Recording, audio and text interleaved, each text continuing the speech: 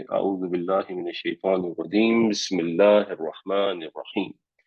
यहाँ तक हम पढ़ रहे थे कि उन औरतों ने ये इरादा किया कि अब हम यूसुफ अलैहिस्सलाम को बहकाएंगे, और जो अजीज मिस्र की बीवी थी वो भी बिल्कुल ही पीछे पड़ गई कि या ये मेरी बात मानेगा या फिर ये जेल में जाएगा या इसको सख्त सजा मिलेगी। उसके बाद जब ये सिचुएशन हो गई तो हजरत यूसुफ अलैहिस्सलाम ने अपने रब से दुआ की। काला, उसने कहा, रब्बी, है मेरे रब, अस्सिजनु, सिजन कैद खाने को कहते हैं, जेल को कहते हैं। अस्सिजनु अहब्बु, अहब जो है ये अब हमें याद रखना चाहिए, इसको हम कहते हैं अफअल का वजन जो तफजील के लिए इस्तेमाल होता है, जिसकी सबसे क्लासिकल एग्जांपल होती है अकबर, ज्यादा, बड़ा।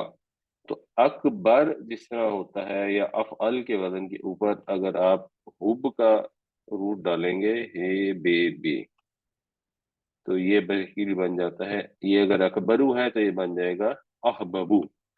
अहबबू को फ्लो अगर आप ठीक करेंगे, क्योंकि अहबबू तो पढ़ने में अजीब सा लगता है, तो अहब्बू हो जाता है। तो अहब्बू का मतलब है ज्यादा पसंद, ज्यादा महबूब। या अल्लाह, कैद ही मुझे महबूब है, कैद ही मेरे लिए बेहतर है, इलैया, मेरे लिए, मिम्मा, मिम्मा होता है जी मिन प्लस मा, उससे जो, मेरे लिए बेहतर है उससे जो, यदऊननी इलैही, जिसकी तरफ ये मुझे पुकार रही है, मुझे बुला रही है। कि अब पूरा माशरे में जो उनकी सोसाइटी थी उसके अंदर माहौल इस तरह का है कि बेहयाई फैली हुई है, और अल्लाह ताला ने फैसला ये फरमाया कि हजरत यूसुफ अलैहिस्सलाम से बुराई को, बेहयाई को दूर रखेंगे। और जो अमीर घरानों की औरतें हैं वो अब फरिख्ता हैं हजरत यूसुफ अलैहिस्सलाम पर, और वो उन्हें मुसलसल टेम्प्ट करने की कोशिश कर रही हैं। तो अल्लाह ताला ने, जाहिर सी बात है, अपने नबियों को ऐसा चुना कि उनके अंदर अपनी बुरहान को मुकम्मल फरमा दिया, ताकि इस तरह की टेम्पटेशन का वो मुकाबला कर सकें। मगर असबाब भी इस्तेमाल करने चाहिए, और सिचुएशन में जो बेहतर सिचुएशन होती है उसकी दुआ भी करनी चाहिए। तो इस सिचुएशन में बेहतर तो यही था कि हजरत यूसुफ अलैहिस्सलाम जेल में चले जाएं। इसलिए उन्होंने ये दुआ मांगी कि अल्लाह ताला मुझे जेल ही भेज दे, जेल मुझे ज्यादा प्यारी है इस बुरे काम से जिसकी तरफ ये मुझे दावत दे रही है। वाह, और इल्ला, वैसे तो इल्ला का मतलब होता है सिवाय, लेकिन ये एक्चुअली वो वाला इल्ला नहीं है। जिस तरह मिम्मा है इसी तरह ये इन और ला से मिलकर इल्ला बन जाता है फ्लो में। इन अगर ला आगे जुड़ गया, ला तसरिफ, और अगर तूने ना फेरा, तूने ना दूर किया, अन्नी, मुझसे, कैदा हुन्ना, इनकी चालों को, इनके फरेब को, इनके मकर को, असबू इलैहिन्ना, असबू जो है इसका रूट है स्वाद बे और वाओ। सवा यसबू इसका मतलब होता है किसी की तरफ माइल होना। यसबू वो माइल होता है या होगा, असबू मैं माइल हो जाऊंगा। अगर तूने इनका फरेब मुझसे दूर ना किया तो मैं माइल हो जाऊंगा, इलैहिन्ना, इन औरतों की तरफ, व अकुन, और मैं हो जाऊंगा, मिनल जाहिलीन, जाहिलों में से। जाहिल का मतलब वो भी होता है जिसके पास इल्म ना हो, और जाहिल का मतलब वो भी होता है जिसके पास हिल्म ना हो। हिल्म का मतलब होता है बर्दाश्त, तहम्मुल। तो जो जज्बात से मगलूब हो जाए अरबी जुबान में उसको भी जाहिल कहते हैं। तो यहाँ वो मतलब भी हो सकता है कि मैं जज्बात से मगलूब होने वालों में से हो जाऊंगा और इनकी तरफ माइल हो जाऊंगा। और वो दूसरा मतलब भी हो सकता है कि मैं जहालत में मुबतला हो जाऊंगा अगर तूने मेरी मदद ना फरमाई। اللہ کے نبی اس ماڈرنزم کو، اس زمانے کے رسم کو یہ نہیں کہہ رہے کہ یہ پروگریسو سوسائٹی ہے، وہ یہ کہہ رہے ہیں کہ یہ جہالت ہے۔ قال رب السجن احب الی مما یدعوننی الی۔ اس کے اندر نوٹ کرنے والی چیز یہ ہے کہ ایک حضرت یوسف علیہ السلام کو اتنی مشکل سچویشن پیش آئی۔ اب حضرت یوسف علیہ السلام ہیں کون؟ حضرت یوسف علیہ السلام حضرت یعقوب کے بیٹے ہیں۔ حضرت یعقوب اتنے جلیل القدر پیغمبر ہیں، اسرائیل ان کا لقب ہے، اور بے شمار انبیاء ان کی اولاد میں سے آئے، اس لیے اس ساری قوم کو ہی بنی اسرائیل کہا جاتا ہے۔ حضرت یعقوب علیہ السلام حضرت اسحاق کے بیٹے ہیں، اور حضرت اسحاق علیہ السلام عظیم ترین پیغمبروں میں سے ایک حضرت ابراہیم علیہ السلام کے بیٹے ہیں۔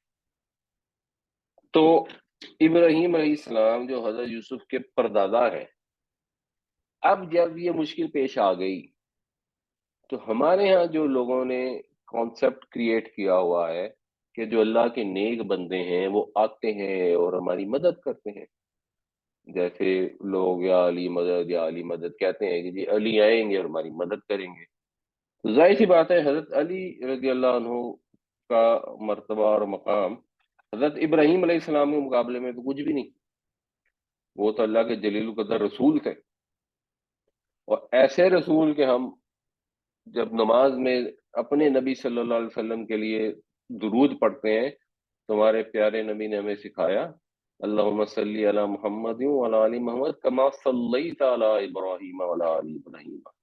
تو اس پائے کے جو رسول ہیں ان سے حضرت یوسف علیہ السلام نے مدد نہیں مانگی۔ اب یہ ایک سمپل بیسک کامن سینس کا سوال ہے، اگر حضرت علی آ کے مدد کر جاتے ہیں آج کے دور میں بے شمار لوگوں کی، تو حضرت ابراہیم علیہ السلام کیوں نہیں کرتے، اور اپنے پڑپوتے کی انہوں نے مدد کیوں نہیں کی؟ تو اس لیے نہیں کی کیونکہ وہ کر ہی نہیں سکتے۔ مدد تو صرف اللہ کی ذات ہے جو کر سکتی ہے، اور مدد صرف اللہ کی ذات سے مانگی جا سکتی ہے جب آپ نے اسباب کے بغیر مدد مانگنی۔ ویسے ٹھیک ہے آپ نے کسی سے ہیلپ مانگ لی کہ میرے پاس پیسے کم ہے، مجھے افطاری کے لیے پیسے دے دو، تو that is some thing different, مگر جب آپ نے اسباب کے بغیر مدد مانگنی ہے تو آپ اللہ کے سوا کسی سے نہیں مانگ سکتے۔ یہ جو پکارنا ہے یہی تو عبادت ہے۔ تو حضرت یوسف علیہ السلام نے اس مشکل سچویشن میں حضرت ابراہیم کو نہیں پکارا، اپنے والد حضرت یعقوب کو نہیں پکارا، وہ تو زندہ تھے، نہ زندہ کو پکارا نہ فوت شدہ کو پکارا، انہوں نے پکارا تو اپنے رب کو پکارا۔ قرآن کے اندر توحید بالکل کرسٹل کلیئر ہے، اس کے اندر افسانے ڈال کر، جھوٹ موٹ کی کہانیاں ڈال کر، دل کو خوش رکھنے کے لیے لوگوں سے مدد مانگ کر لوگ توحید کو تباہ کر دیتے ہیں، اور توحید کے اندر جب آپ ملاوٹ کرتے ہیں تو اللہ تعالیٰ اس معاملے میں بہت غیرت مند ہے، اس کو بالکل شرک قبول نہیں ہے۔ یہ صریحاً شرک ہے جب اللہ کے سوا کسی اور کو پکارا جائے، کسی اور سے دعا مانگی جائے۔ دعا صرف اور صرف اپنے رب سے مانگیں۔ قال رب السجن احب الی مما یدعوننی الی وَإِلَّا تَصْرِفْ عَنِّي كَيْدَهُنَّ أَصْبُ إِلَيْهِنَّ وَأَكُن مِّنَ الْجَاهِلِينَ۔ دعا کی اے میرے رب، قید خانہ مجھے زیادہ پسند ہے اس چیز کے مقابلے میں جس کی طرف یہ مجھے پکار رہی ہیں، اور اگر تو نے دور نہ کیا مجھ سے ان کے چالوں کو تو میں مائل ہو جاؤں گا ان کی طرف، اور میں ہو جاؤں گا جذبات سے مغلوب ہونے والوں میں، یا میں ہو جاؤں گا جاہلوں میں۔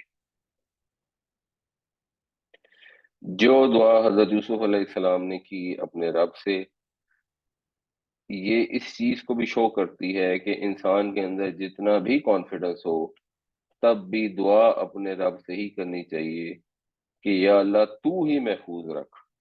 کبھی بھی اپنے اوپر یہ غرہ نہیں ہونا چاہیے کہ میں تو پارسا ہوں، میں تو یہ غلط کام کر ہی نہیں سکتا۔ مثال کے طور پر کوئی آپ سے کہے کہ اسلام چھوڑ کر عیسائی ہو جاؤ، تو اس کا جواب یہ ہے کہ سوال ہی پیدا نہیں ہوتا الا ما یشاء۔ اللہ کی مرضی ہو گئی تو پھر تو کوئی کچھ نہیں کر سکتا. اس لیے یہ ہمیں دعا بھی سکھائی گئی قرآن شریف میں، ربنا لا تزغ قلوبنا بعد اذ ہدیتنا، یا اللہ ہمارے دلوں کو ٹیڑھا نہ کر دینا بعد اس کے کہ تو نے ہمیں ہدایت عطا فرمائی. فاستجاب له ربه، تو قبول کر لی اس کی دعا اس کے رب نے. یہ اللہ تعالیٰ نے حضرت یوسف علیہ السلام کی دعا قبول کی، اللہ تعالیٰ ہماری دعائیں بھی قبول کرتا ہے. وَإِذَا سَأَلَكَ عِبَادِي عَنِّي، جب آپ سے پوچھیں میرے بندے میرے متعلق، فَإِنِّي قریب، تو میں قریب ہوں. اللہ تعالیٰ قریب ہے ہمارے.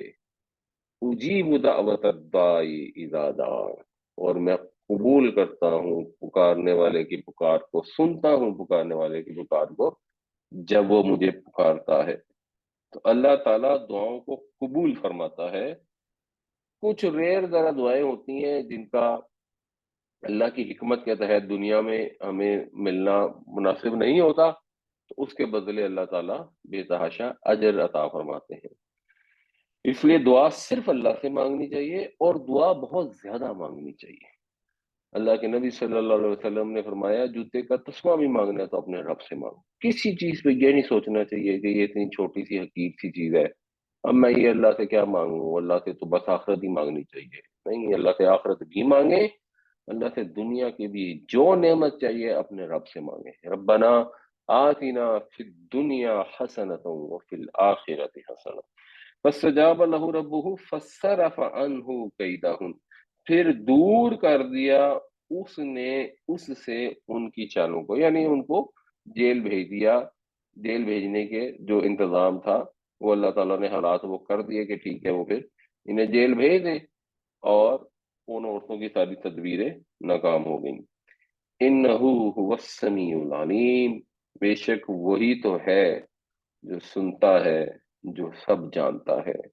اللہ تعالیٰ سمیع بھی ہے اور علیم بھی ہے. اللہ تعالیٰ ہر ایک کی فریاد کو سنتا ہے. یہ بھی ایک دلیل ہے توحید کی. اگر کوئی حضرت علی سے مانگنے کی کوشش کرے اور پوری دنیا میں 7 ارب لوگوں میں سے اتنی بڑی زمین میں پھیلے ہوئے اگر لاکھوں لوگ بیک وقت حضرت علی سے مانگنا چاہیں تو حضرت علی نہیں سن سکتے، کیونکہ وہ السمیع نہیں ہے. جب حضرت علی حیات تھے یا حضرت ابراہیم علیہ السلام حیات تھے تو بیک وقت اگر 10 لوگ بات کرنی شروع کر دیں تو وہ نہیں سمجھ سکتے تھے کہ وہ کیا کہہ رہی. یہ کیپیسٹی تو صرف اور صرف السمیع کی ہے کہ اربوں کی تعداد میں انسان ہے، اور پھر اربوں قسموں کی مخلوقیں ہیں، اور ہر قسم کے اندر اربہا مخلوق موجود ہے ہماری زمین کے اوپر. اور پھر اربہا پلینٹس ہیں، ان میں پتہ نہیں اور کہاں کون سی مخلوق ہے. وہ ہر ایک کی فریاد سنتا ہے. یہ ہستی ہے ہی ایک، یہ اور ہستی کوئی ہو ہی نہیں سکتی. جب یہ کوئی عقیدہ رکھے کہ ہم حضرت علی کو پکاریں گے وہ ہماری مدد کو آئیں گے، یا جبریل کو پکاریں گے وہ ہماری مدد کو آئیں گے، تو پھر اس نے تو ان کو السمیع کر دیا، السمیع بنا دیا. تو پھر السمیع تو اللہ کے ساتھ شریک ٹھہرا دیا. تو وہ فریادوں کو سنتا بھی ہے، اور وہ انسان کے دل کے احوال سے واقف بھی ہوتا ہے، اور وہ اپنی حکمت کے تحت اپنے علم کے تحت دعاؤں کو قبول بھی فرماتا ہے، ان کے جواب بھی دیتا ہے. اس وجہ سے اس نے حضرت یوسف علیہ السلام کی دعا بھی قبول فرما لی. فاستجاب له ربه فصرف عنه كيدهن انه هو السمیع العلیم، تو اس کے رب نے قبول فرما لی اس کی دعا، پس پھیر دیا اس سے ان کے فریب کو. بے شک وہ سب سننے والا سب جاننے والا ہے. ثم، پھر، بدا لہم، بدا بنیادی طور پہ وہی روٹ ہے جس سے بدو ہوتا ہے یا بدوی ہوتا ہے. وہ کیونکہ صحرا میں کھلے میں رہتے ہیں تو اس وجہ سے ان کو بدوی کہا جاتا ہے. بدا یا بدو کا مطلب ہوتا ہے کسی چیز کا ظاہر ہونا. ثم بدا لہم، پھر ظاہر ہوا ان کے لیے. یہ ہے لفظی ترجمہ. با محاورہ یہ بنے گا کہ پھر انہیں یہ بات سمجھ آئی.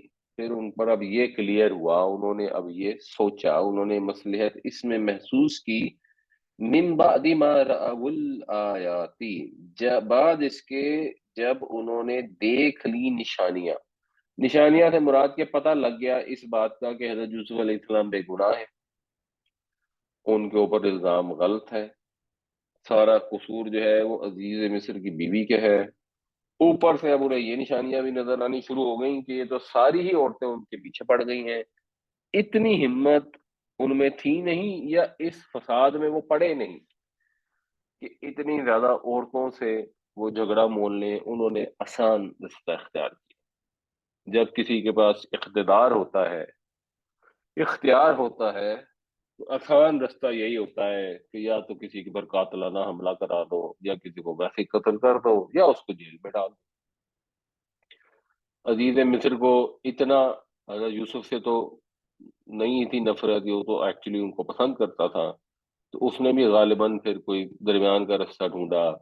جیسے جب حضرت یوسف علیہ السلام کے بھائیوں میں سے ایک نے کہا کہ قتل نہ کرو، اس کو کنویں میں ڈال دو، کوئی قافلہ لے جائے گا، اسی طرح اس نے بھی یہی کہا کہ کچھ عرصے کے لیے ان کو جیل میں ڈال دیتے ہیں۔ لا یسجننہ حتی حین، پھر ان کو یہ مصلحت محسوس ہوئی کہ جیل میں ڈال دیں اس کو، حتی حین، کچھ مدت کے لیے، کچھ مدت کے لیے ڈال دیں گے، اس کے بعد یہ جو واقعہ ہے یہ فیڈ آؤٹ ہو جائے گا، لوگوں کی میموریز سے فیڈ ہو جائے گا، اور مسئلہ حل ہو جائے گا، تھوڑا وقت گزر جائے گا، جو عزیز مصر کی بیوی اور باقی عورتیں ہیں وہ بھی کسی اور مشغلے میں مصروف ہو جائیں گی، اور اس کے بعد بس ٹھیک ہے حضرت یوسف جیل میں چلے جائیں گے، سو واٹ، وہ ویسے ہی ان کو تو ایک غلام کے طور پر خریدا گیا تھا، ان کی اتنی معاشرتی لحاظ سے وہ سٹیٹس تو نہیں تھا سوسائٹی کے اندر۔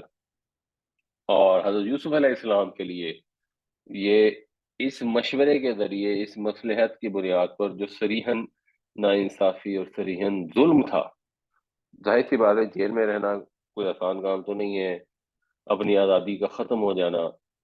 جب لوگ اس طرح کے ظلم کرتے ہیں تو اپنے آپ کو خدا سمجھ رہے ہوتے ہیں، اور بعد میں پتہ لگتا ہے کہ تھوڑا سا ٹائم گزرتا ہے اور اس کے بعد وہ منو مٹی کے نیچے چلے جاتے ہیں، اور جو اگلا مقتدر آتا ہے وہ اپنے آپ کو پھر نئے سرے سے خدا سمجھنا شروع کر دیتا ہے۔ ثم بدا لهم من بعد ما رأوا الآيات ليسجننه حتى حين، پھر مصلحت انہیں یہی محسوس ہوئی بعد نشانیاں دیکھنے کے کہ کچھ مدت کے لیے اس کو قید کر دیں۔ وَدَخَلَ مَعَهُ السِّجْنَ فَتَيَانِ، اب یہاں پر بہت جو درمیان کی ڈیٹیلز ہیں وہ ختم کر دی گئی، وہ نہیں بتائی گئی۔ قرآن شریف میں فوکس کیا جاتا ہے میسج کے اوپر، نصیحت کے اوپر، تو واقعہ ایک بتایا جا رہا ہے جس سے سچویشن کلیئر ہو جائے، اور اس کے اندر پھر ہمارے لیے سیکھنے کی بہت ساری چیزیں ہیں۔ جیسے صورت کے شروع میں اللہ تعالیٰ نے بتا دیا کہ سوال کرنے والوں کے لیے اس میں بہت سی نشانیاں ہیں اس صورت کے اندر۔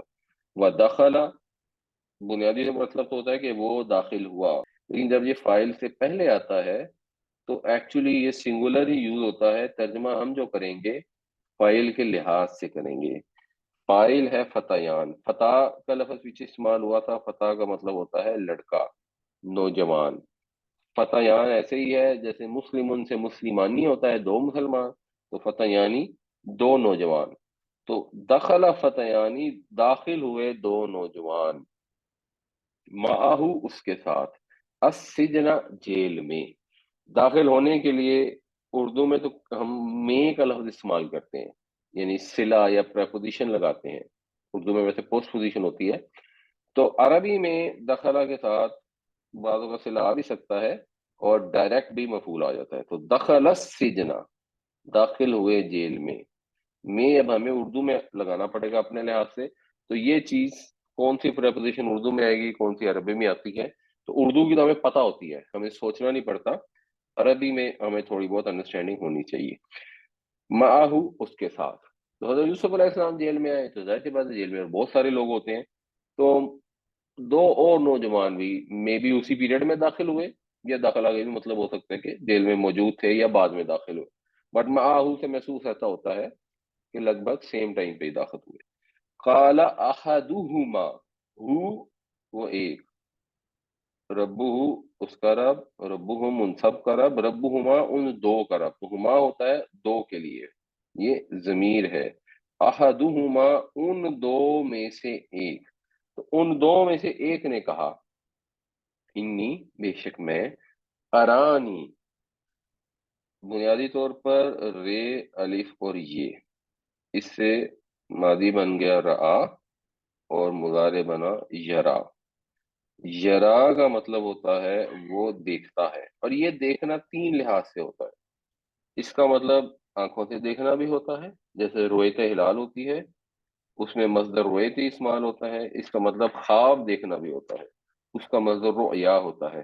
اس کا مطلب کوئی رائے دینا بھی ہوتا ہے، رائے رکھنا بھی ہوتا ہے، جس میں پھر مصدر بھی رائے ہی ہوتے ہیں غالباً۔ تو یرا یہاں خواب دیکھنے کے معنی میں ہے، اور یہ سٹائل ہے، یرا اس نے دیکھا، ارا میں نے دیکھا، میں دیکھتا ہوں۔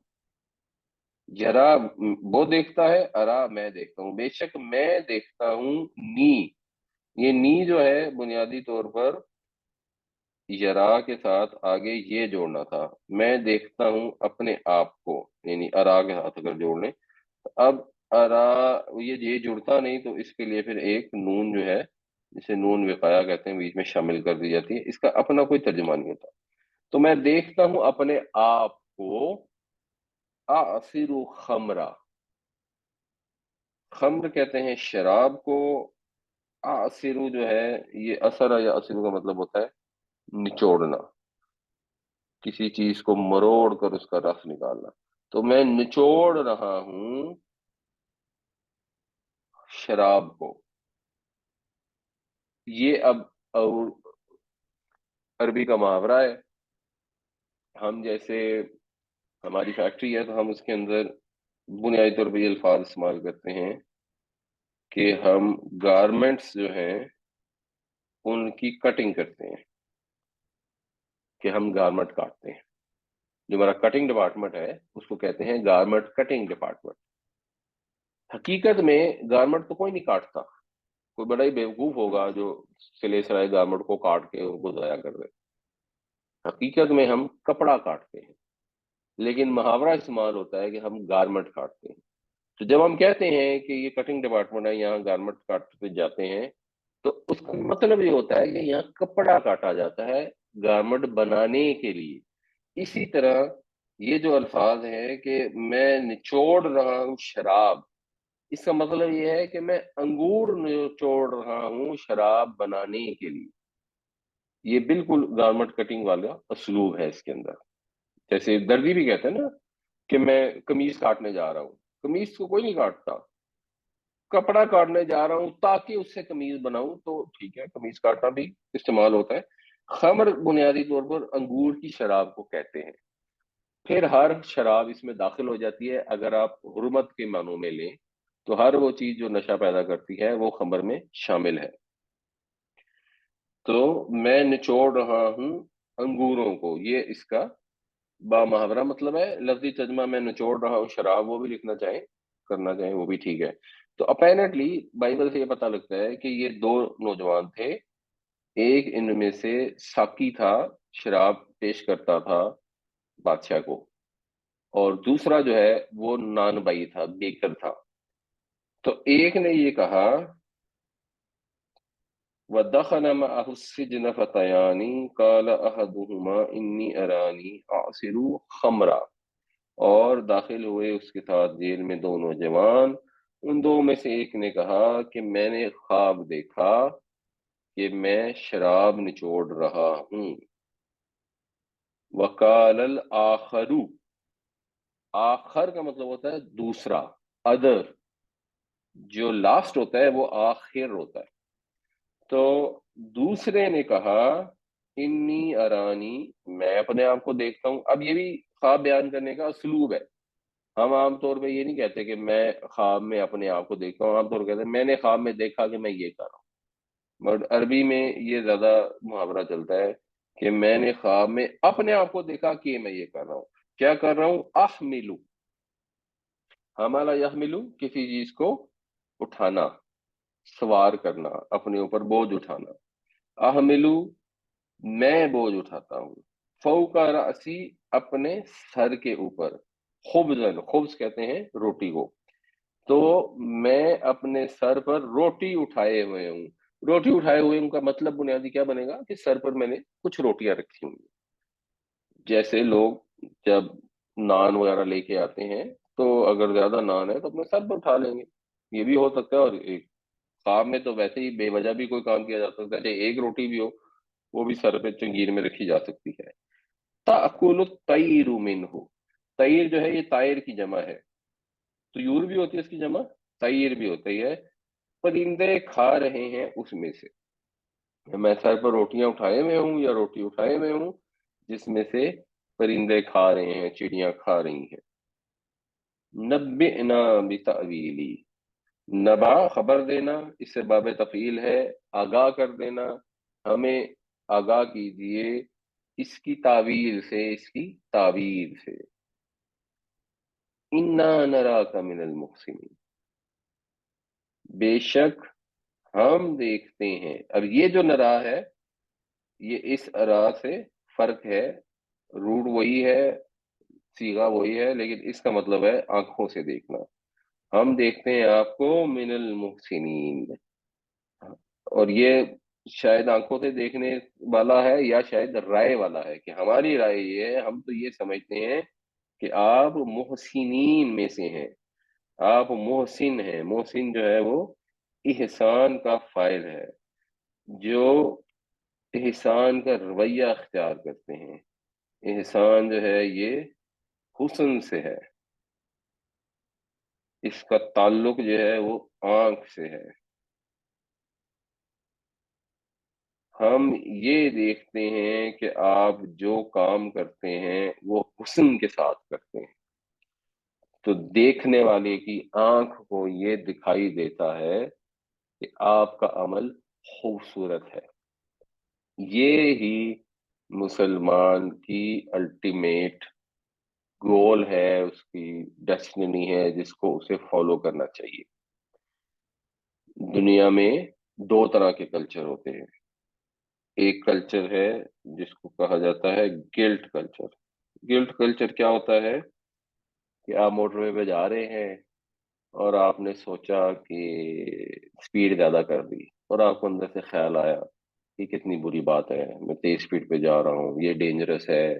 हुकूमत ने अगर लिमिट रखी है उसकी कोई वजह है तो ये बुरी बात है, और आप अपनी स्पीड को नीचे ले आते हैं लिमिट के अंदर।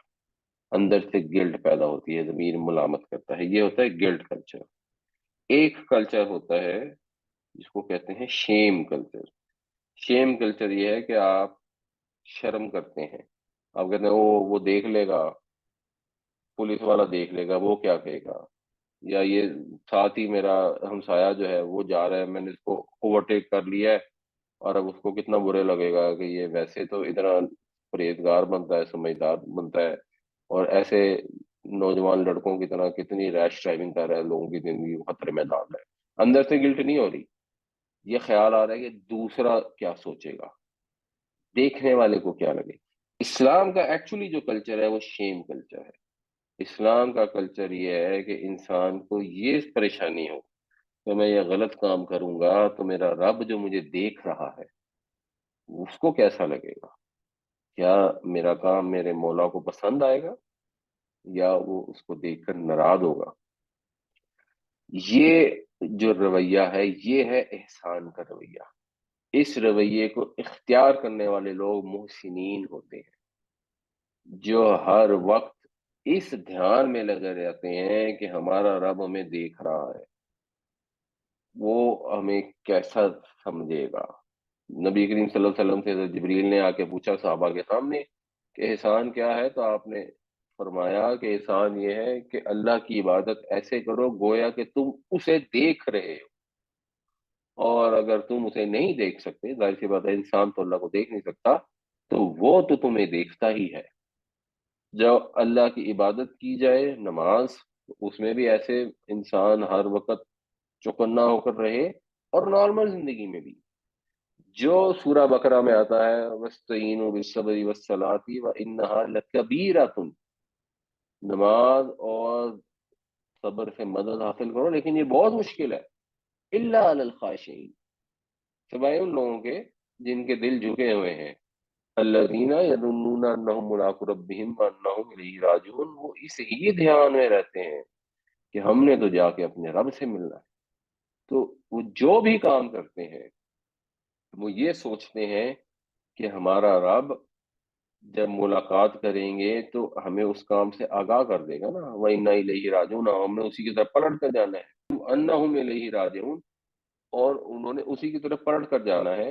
تو اگر اس چیز کو سوچیں گے اور یظنون ہر وقت اس دھیان میں رہیں گے، اور اس دھیان میں رہنے کی شاہ ولی اللہ نے مثال ایسے دی ہے جیسے کہ جب عورتیں جاتی ہیں دور دراز سے کہیں پانی لینے کے لیے تو سر پہ انہوں نے مٹکا رکھا ہوتا ہے، اور وہ پانی سے بھرا ہوا مٹکا سر پر رکھ کے کئی کلومیٹر کا سفر طے کر کے آتی ہیں، بیچ میں پلین بھی آتے ہیں، اونچی نیچی جگہ بھی آتی ہے، گرمی بھی ہوتی ہے، سردی بھی ہوتی ہے، آپس میں باتیں بھی کر رہی ہوتی ہیں، کوئی ایسی باتیں بھی کر رہی ہوتی ہیں جس پر ہنس رہی ہوتی ہیں، کوئی ایسی باتیں بھی اپنے شوہر کی سنا رہی ہوتی ہیں جس پہ رو رہی ہوتی ہیں، لیکن مٹکا نہیں نیچے گرتا، اندر ایک دھیان ہوتا ہے جو مٹکے کی طرف ہر وقت لگا ہوا ہوتا ہے۔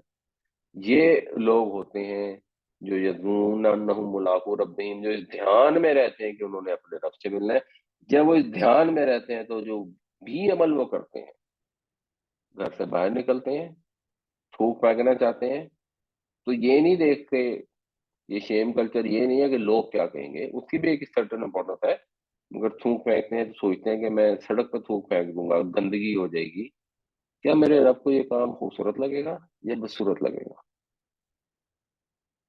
اپنے گھر والوں سے جب ڈیل کرتے ہیں، بچے سے کوئی بات کرتے ہیں، بیوی سے کوئی بات کرتے ہیں، ملازموں سے کوئی بات کرتے ہیں، ملازم ایسا کام کر دیتا ہے جس پر غصہ آ جاتا ہے، تو جب ملازم کی اس بات کے اوپر ریاکٹ کرتے ہیں تو ریاکشن میں جو بھی الفاظ آپ زبان سے ادا کرتے ہیں تو یہ سوچتے ہیں کہ یہ جو الفاظ ہیں میرے رب کو پسند آئیں گے یا نا پسند ہے، کیا میرا رب یہ فرمائے گا کہ اس نے بڑے خوبصورت طریقے سے یہ کام کیا، یا میرا رب یہ فرمائے گا کہ اس نے خوبصورت طریقے سے یہ کام نہیں کیا؟ یہ لوگ ہوتے ہیں محسنین۔ اس صورت میں حضرت یوسف علیہ السلام کے لیے بار بار محسنین کا لفظ آیا، اور محسنین کو پھر اللہ تعالیٰ یہ ان کی قدر افزائی فرماتا ہے کہ لوگ بھی ان کو دیکھتے ہیں اور کہتے ہیں کہ آپ تو خوبصورت عمل کرنے والے ہیں، آپ نیک انسان ہیں، آپ محسن ہیں۔ آبویسلی لوگوں کا دیکھنا کی وہ ویلیو نہیں ہے، لوگ دھوکا بھی کھا سکتے ہیں، لیکن اللہ تعالیٰ تو سب کچھ دیکھتا ہے، سب اعمال کو، دلوں کے حال کو اچھی طرح وہ واقف ہے۔ کوشش کرنی چاہیے اس ڈیسٹنی کو فالو کریں، اس گول کو فالو کرنے کی کوشش کریں کہ ہم جو کام کریں ہمارے رب کو پسند آئے، کسی کی بات نہ کریں، کسی کی غیبت نہ کریں، کسی سے بدتمیزی نہ کریں، یہ چھوٹی چھوٹی چیزیں ہیں، یہ بدصورت ہوتی ہیں، ان بدصورت چیزوں سے احتراز کریں تاکہ پرسنالٹی خوبصورت ہو جائے۔ جب پرسنالٹی خوبصورت ہو جائے گی تو پھر جب اپنے رب کے حضور پیش ہوں گے، اس سے ملنے کے لیے جائیں گے، امید ہے کہ پھر اللہ تعالیٰ یہ فرمائے گا کہ ہاں یہ میرا بندہ ہے جو خوبصورت عمل کرتا تھا۔ تو حضرت یوسف علیہ السلام کا جو قید خانے کے اندر طرز عمل تھا، اس سے دیکھنے والوں کو بھی یہ سمجھ آتا تھا کہ آپ جو ہیں وہ خوبصورت عمل کرنے والے ہیں، آپ نیک آدمی ہیں، آپ اچھے آدمی ہیں، ہم نے یہ خواب دیکھا ہے، یہ خواب کنفیوزنگ سا ہے، ہمیں اس کا مطلب بتا دیں۔ وقال الآخر انی ارانی احمل فوق رأسی خبزا تأکل الطیر من نبئنا بتأویلی انا نراک من المحسنین، اور کہنے لگا دوسرا، بے شک میں دیکھتا ہوں اپنے آپ کو کہ میں اٹھائے ہوں اپنے سر پر روٹی جس میں سے پرندے کھا رہے ہیں، ہمیں بتائیے اس خواب کی تعبیر، بے شک ہم آپ کو نیکوکاروں میں سے، خوبصورت عمل کرنے والوں میں سے، محسنین میں سے سمجھتے ہیں۔ قال، یوسف علیہ السلام نے فرمایا، لا یأتیکما، عطا یاتی پہنچنا، لا یاتی نہیں پہنچے گا، کما تمہارے پاس، طعام کھانا، तुम्हारे पास खाना नहीं आएगा। तुर्ज़क़ानी ही, रज़ा का यरज़ुकु, कोई चीज देना, किसी को रिस्क देना जैसे होता है, कोई चीज अता करना। तो यरज़ुकु उसने दिया, युरज़कु वो दिया जाता है। तुर्ज़कु तू दिया जाता है, तुर्ज़कानी तुम दोनों दिए जाते हो, ये तस्निया का सीगा है। तो तुम्हारे पास खाना नहीं आएगा जो तुम्हें मिलता है, इल्ला मगर नब्बअतु ना, उन्होंने कहा था नब्बिना, तो हज़रत यूसुफ ने भी कहा नब्बातु, मैं बता दूंगा, खबर कर दूंगा तुम्हें, कुमा तुम दोनों को, बितावीलिही, इसकी तावील, कबल अन यातियकुमा, इससे पहले कि वो आ जाए तुम्हारे पास। यानी जो तुम्हें खाना मिलता है वो तुम्हें नहीं मिलेगा, नहीं तुम्हारे पास आएगा कि मैं उसके आने से पहले पहले इसकी ताबीर बता दूंगा। एक मतलब इसका ये है, एक मतलब ये भी हो सकता है कि खाना आने से पहले पहले ताबीर बता दूंगा उस चीज के वाकया होने से भी पहले पहले। यानी ये ताबीर तुम्हें मिल जाएगी, खाना भी नहीं आया होगा, और वो चीज खुद भी, वो ताबीर खुद वकू पदीर भी नहीं हुई होगी। अब आपको समझना ये है कि हजरत यूसुफ अलैहिस्सलाम अल्लाह के पैगंबर हैं। पैगंबरों का तो मकसद हयात ही लोगों तक अल्लाह का पैगाम पहुंचाना है। अब हजरत यूसुफ अलैहिस्सलाम पैगाम कैसे पहुंचा रहे हैं? पैगाम पहुंचाने में जो सबसे पहला काम किया हजरत यूसुफ अलैहिस्सलाम ने, जिसमें हम मुसलमान एज अ कौम बिल्कुल उसके उलट करते हैं, कि पहला काम हजरत यूसुफ अलैहिस्सलाम ने ये किया कि अपना किरदार ऐसा साबित किया कि अजनबी लोग, मुशरिक लोग देख कर ये कह उठे कि आप तो मोहसिन हैं, आप खूबसूरत अमल करने वाले हैं, आप जबरदस्त आदमी हैं। और अपना किरदार ऐसा स्टैब्लिश किया कि लोगों की मदद करते थे, लोगों को हेल्प करते थे।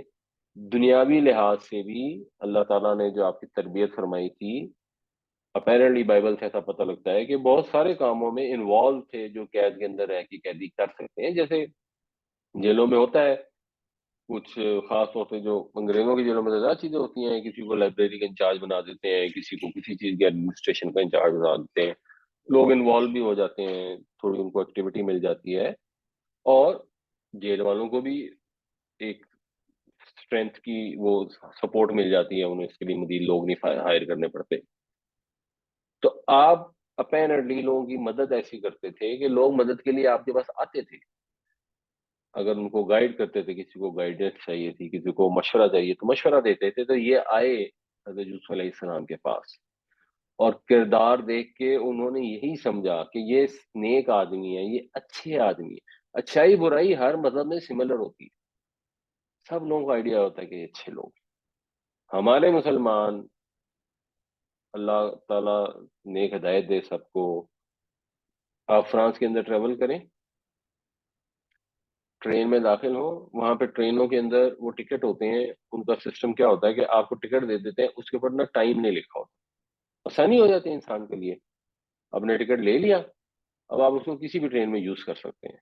अगर आपकी अभी वाली मिस हो गई तो आप अगली में भी यूज कर सकते हैं। आज आपका इरादा कैंसिल हो गया तो आप 4 दिन बाद भी इस्तेमाल कर सकते हैं, चलिए ये अच्छी बात है। लेकिन जब आप ट्रेन में दाखिल होते हैं तो वहां फिर उन्होंने एक मीटर सा लगाया होता है, उस पर पंचिंग लगी होती है, तो आपने वहां जाके उसको स्टैम्प करना होता है। तो लोग दाखिल होंगे और उसको जाके स्टैम्प कर देंगे। अरब जो हमारे वहां पर रहते हैं उनमें से बहुत सारे क्या करते हैं, वो स्टैम्प मशीन के पास जाकर खड़े हो। अब जो टीटी आता है ना, वो आके चेक करता है कि अगर टिकट है और स्टैम्प्ड है या नहीं। अगर आपने टिकट स्टैम्प ना की हो तो वो जुर्माना करता है, क्योंकि वरना तो आप अगले स्टेशन पे उतर जाएंगे और वही टिकट रीयूज कर लेंगे। तो वहाँ अरब जो है उसके साथ खड़े होते हैं मशीन के, अगर दूर से टीटी को आता देखते हैं तो उसको स्टैम्प कर लेते हैं, वरना टिकट जो है वो हाथ में पकड़ी होती है, ऐसे ही उतर जाते हैं, अपनी तरफ से बड़ी चालाकी कर लेते हैं।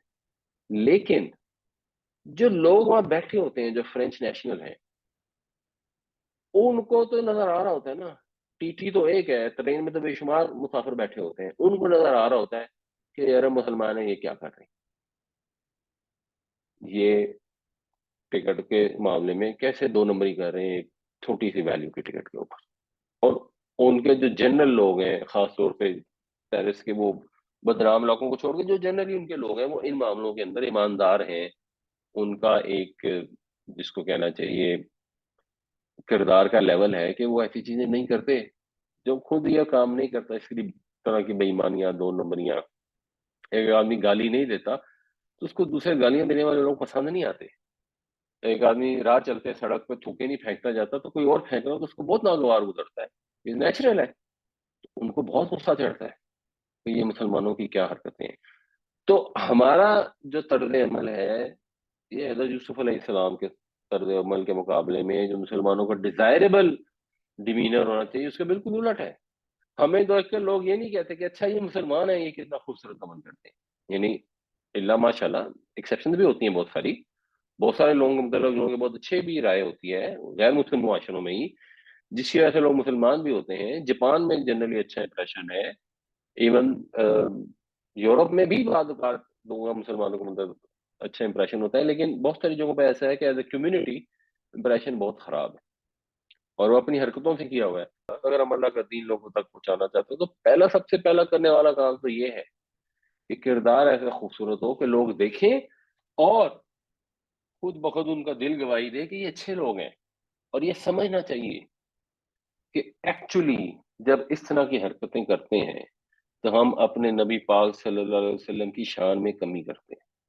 زبان سے محبت کا دعویٰ ہے، سوچیں وہ لوگ دیکھتے ہوں گے تو کیا سوچتے ہوں گے؟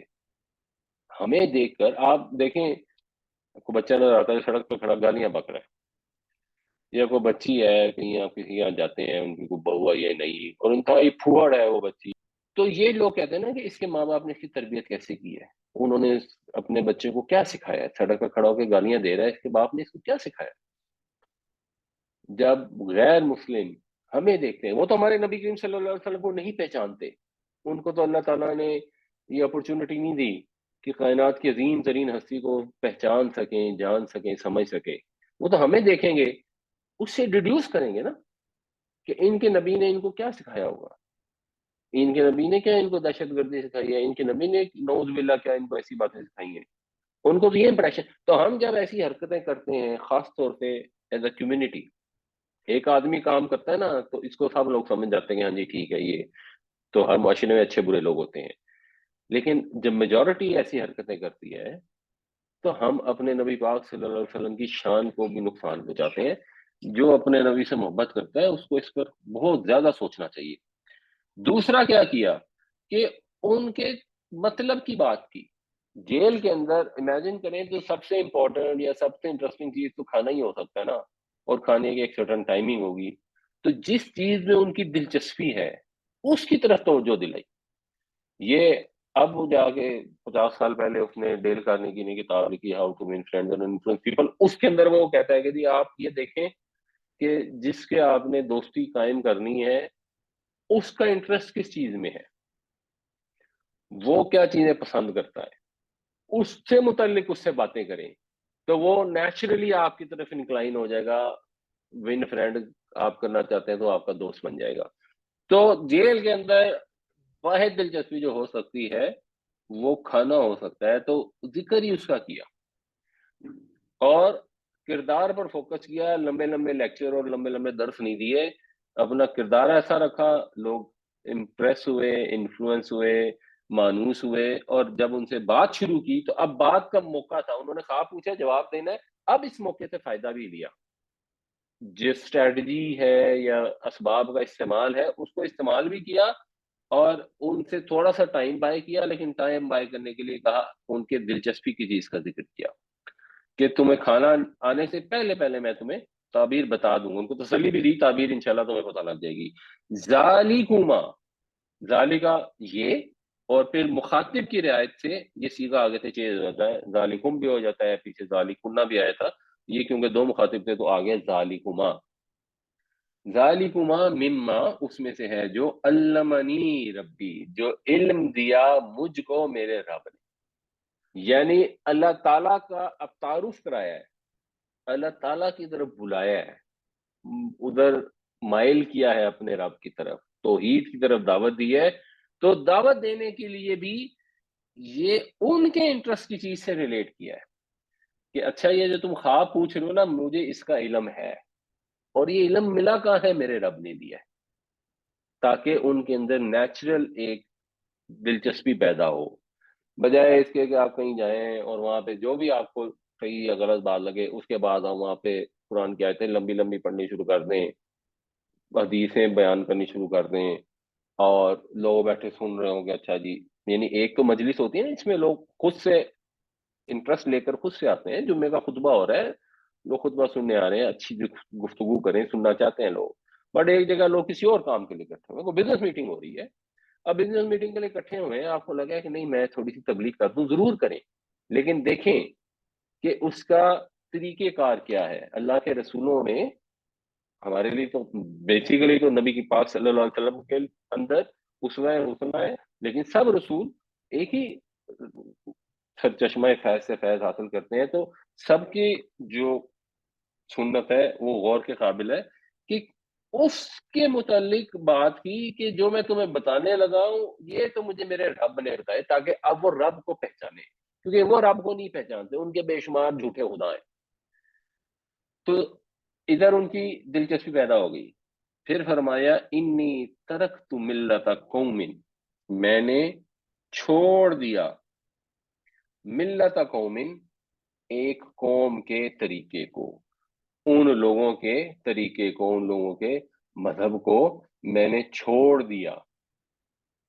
لا یؤمنون باللہ، جو اللہ پر ایمان نہیں رکھتے، وہم بالآخرۃ ہم کافرون، اور یہی لوگ تو ہیں جو آخرت کے منکر ہیں. یہ ہم جب دوبارہ آتا ہے تو اس سے ایمفیسس ہو جاتا ہے، اللہ پر جو ایمان نہیں رکھتے وہ آخرت کے منکر ہیں. یہ جنہوں نے اللہ کا شریک ٹھہرائے ہوئے ہیں وہ آخرت کے منکر ہیں.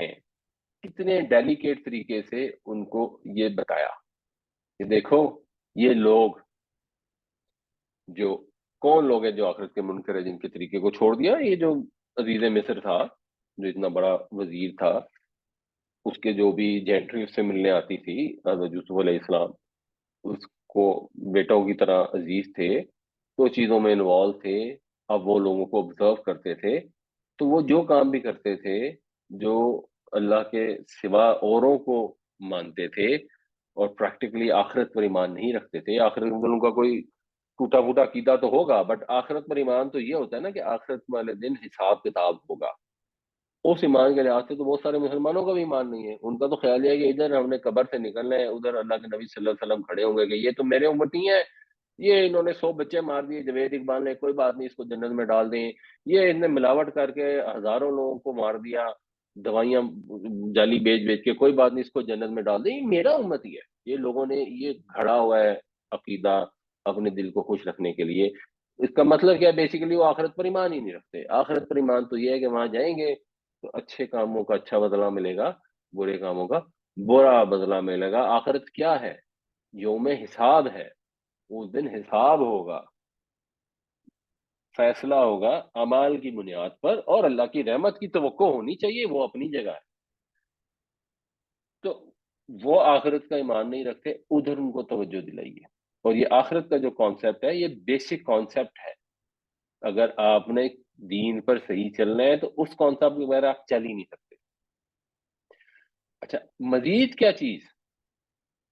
مزید چیز یہ کہ انہوں نے کہا کہ میں نے چھوڑ دیا. انہوں نے یہ نہیں کہا کہ میں اس قوم میں پیدا ہوا تھا جس میں، تو میں تو اصل میں اس کو فالو کرتا ہوں، میں نے اس نئی قوم کا مذہب اختیار ہی نہیں کیا. انہوں نے نہیں، میں نے اس نئی قوم کے مذہب کو چھوڑ دیا، ان کی ملت کو چھوڑ دیا. مطلب یہ کہ انہوں نے اچھی طرح تجزیہ کیا ہے، انہوں نے انالیسس کیا ہے، غور فکر، اپنی عقل استعمال کی، حق کو حق ہونا سمجھا، باطل کا باطل ہونا صحیح طرح سے معین کیا، اور پھر حق کو اختیار کیا. اس لیے نہیں کہ باپ دادا کا مذہب تھا، اس لیے کہ وہ ہی اختیار کرنے کی چیز ہے. باطل کو اگر چھوڑ دیا تو اس وجہ سے چھوڑا کہ اس کا باطل ہونا پوری طرح واضح ہو گیا. یہ ہے اسلام by choice, Islam by chance سے باہر نکل کر اسلام بائی چوائس میں آنا پڑے گا، کیونکہ اسلام بائی چانس تو مینز نتھنگ. وہ تو جو ہندو ہے وہ پھر وہ بھی ہندو بائی چانس ہے، مسلمان بھی مسلمان بائی چانس ہے، تو اس سے کچھ اچیو نہیں ہوتا. عقل استعمال کر کے سوچ سمجھ کر اپنے دین کی حقانیت کو سمجھنا چاہیے اور پھر اس پر ڈٹ جانا چاہیے. قال لا يأتيكما طعام ترزقانه إلا نبأتكما بتأويله قبل أن يأتيكما ذلكما مما علمني ربي إني تركت ملة قوم لا يؤمنون بالله وهم بالآخرة هم كافرون. فرمایا کہ تمہارے پاس جو کھانا ملتا ہے وہ ابھی آیا نہیں ہوگا کہ میں اس کے آنے سے پہلے پہلے تمہیں اس کی تعبیر بتا دوں گا. یہ اس علم میں سے ہے جو میرے رب نے مجھے سکھایا. میں نے ان لوگوں کے مذہب کو چھوڑ رہا ہے جو ایمان نہیں رکھتے اللہ پر، اور یہی لوگ ہیں جو آخرت کے منکر ہیں. وَاتَّبَعْتُ مِلَّةَ آبَاءِ ابراہیم، اور میں نے پیروی کی اپنے باپ دادا کے مذہب کی. ابراہیم و اسحاق و یعقوب، میں نے اپنے بزرگوں ابراہیم، اسحاق اور یعقوب کے مذہب کی پیروی کی. اور موسٹ پرابلی وہ جانتے بھی ہوں گے ان جلیل القدر انبیاء کے نام، کچھ نہ کچھ لوگوں کو کانوں میں پڑے ہوئے ہوں گے. جیسے مشرکین مکہ کو بھی یہ آئیڈیا تھا کہ یہ اہل کتاب لوگ ہیں اور ان کے پاس علم ہے اور ان کے پاس لاجیکل اور عقل کی باتیں ہوتی ہیں. ما کان لنا، لفظی ترجمہ ہے کیا ہے ہمیں. محاورہ کریں گے تو یہ بھی کر سکتے ہیں کہ ہمیں مسئلہ کیا ہے، ہمیں تکلیف کیا ہے، ہمارا دماغ کا خراب ہو گیا ہے. وہ مہذب ترجمہ کریں گے تو ہمیں کوئی حق نہیں اس چیز کا، ان نشرک باللہ من شیء، کہ ہم شریک ٹھہرائیں اللہ کے ساتھ کسی چیز کو.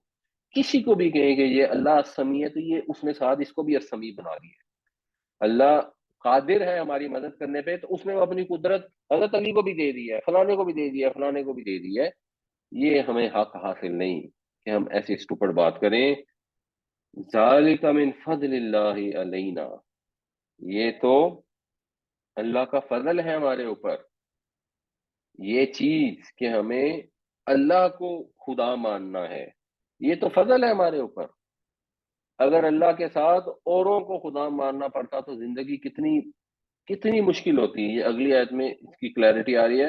وَعَلَى النَّاسِ، اور لوگوں پر بھی، وَلَكِنَّ أَكْثَرَ النَّاسِ لَا يَشْكُرُونَ، لیکن اکثر لوگ جو ہیں وہ شکر گزار نہیں ہوتے، وہ قدردانی نہیں کرتے. اللہ نے جو ان پر انعام کیا ہے، سب سے بڑا انعام تو اصل میں یہ ہے کہ وہ خود ہی خدا ہے. اس نے کسی اور کو خدائی کا اختیار نہیں دیا. اگر کسی مخلوق کو خدائی کا اختیار دے دیتا تو ہم کہاں جاتے؟ لاجیکلی فلسافیکلی تو دے ہی نہیں سکتا. خدا ہے ہی وہ جس میں اختیار سارا اس کے پاس ہی ہو. ایک سے زیادہ خدا ہو ہی نہیں سکتے. مگر وہی جو فلسافیکلی ٹروتھ ہے، یونیورسل ٹروتھ، وہ ہمارے لیے کتنا بڑا احسان ہے. اور کتنا بڑا احسان ہے کہ اس کے لیے ہمیں کوئی سوچنے کی بہت زیادہ ضرورت نہیں ہے. وہ لوگ جو دوسرے رب بناتے ہیں وہ گھڑ گھڑ کر بناتے ہیں، سوچ سوچ کے بناتے ہیں. اللہ تعالیٰ پر ایمان لانا تو کتنا آسان ہے، کیونکہ وہ فطرت کے اندر موجود ہے. عقل اس کو گواہی دیتی ہے کہ ایک ہی خدا ہو سکتا ہے، اس کے خلاف کوئی خدا ہو ہی نہیں سکتا. ممکن ہی نہیں ہے کہ خدا کی خدائی میں وہ لوگ شریک ہو جائیں. پھر جو یونانیوں کی دیو مالا ہوتی ہے کہ کسی خدا نے چاہا کہ یہ والا کام کر دوں تو کسی خدا نے اس سے اختلاف کر دیا اور خدا آپس میں لڑنا شروع ہو جائے اور مخلوق ساری کا بیڑا غرق ہو جائے. یہ تو کتنا بڑا فضل ہے کہ ایک ہی رب ہے اور اس نے آسان کر دیا کہ ہم اس کو مان لیں، سمجھ لیں. ہماری فطرت میں، ہماری عقل میں، کائنات میں، ہماری زندگیوں، ہماری ہستی پرسنالٹی کے اندر یہ شہادتیں ہیں کہ ہمارا ایک ہی خدا ہے. کتنا اللہ کا فضل ہے.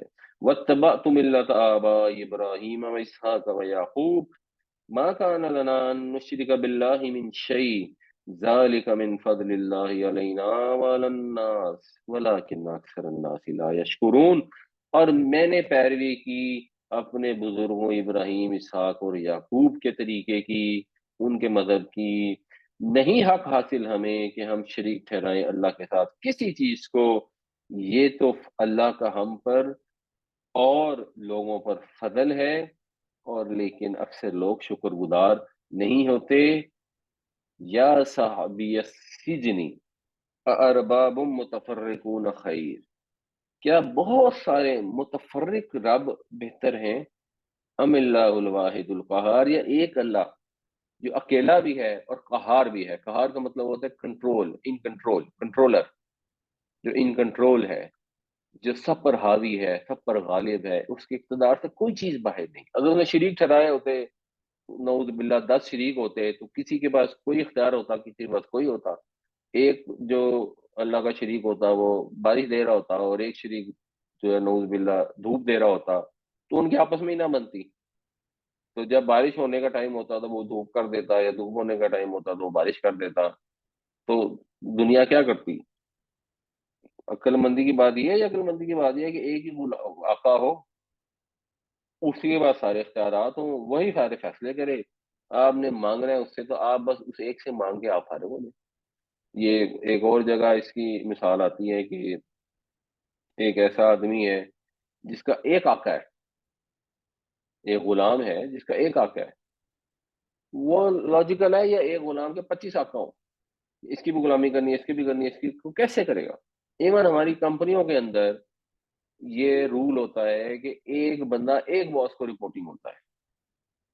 ایک سے زیادہ باسز کو آپ رپورٹ کرنا شروع کر دیں، تو ایک باس نے کہا فلانی رپورٹ پہ کام کر دو، اور دوسرے نے کہا جاؤ فلانی جگہ چلے جاؤ۔ اب وہ اس کی مانے یا اس کی مانے، وہ کرے گا کیا؟ تو کامن سینس کی بات ہے کہ کیا لوگوں کے اندر بے وقوفی پیدا ہوتی ہے، جو ان کو یہ خیالات اور یہ جذبات پیدا ہوتے ہیں کہ اللہ کے ساتھ کسی اور کو بھی رب بنا لے۔